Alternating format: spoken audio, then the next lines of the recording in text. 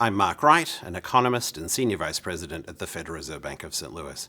And today we're going to talk about inflation, how it's measured, and how the Fed thinks about inflation as it moves forward into the future. So inflation refers to the prices and the way they change of all the different goods and services that are produced and consumed in the economy. There's lots of different goods and services, lots of different prices, and lots of different ways to measure inflation. Each of the different measures you hear about in the news are designed to capture a different aspect of inflation.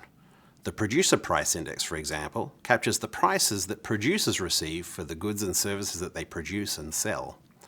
And the Consumer Price Index, along with its closely related cousin, the Personal Consumption Expenditure, or PCE Price Index, is designed to capture the prices that consumers pay for the goods and services that they buy.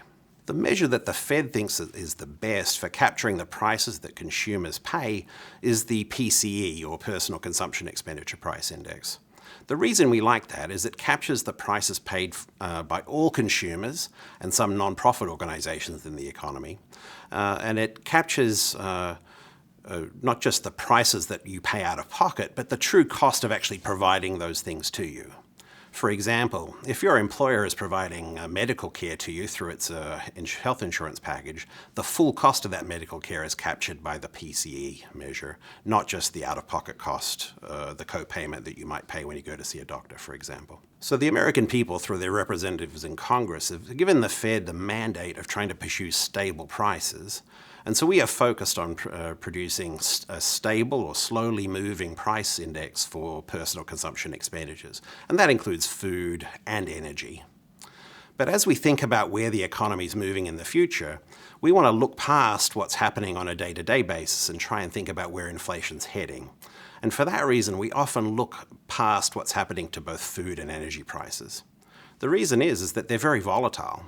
Energy prices go up and down as the price of oil goes up and down, and food prices go up and down depending on the season, the time of year, whether or not the harvest is good or not. And because those things are so volatile, we want to look past them to try and project where inflation is going. That's not to say they're unimportant.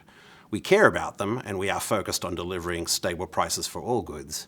But as we forecast the future, we tend to look past the movements in prices of food and energy. The measure that we prefer to look at as a target is the Personal Consumption Expenditure Index, and that includes both food and energy.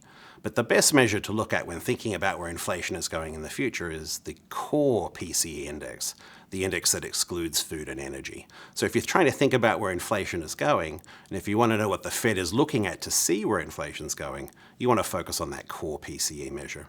Visit stlouisfed.org for more information on this and other topics.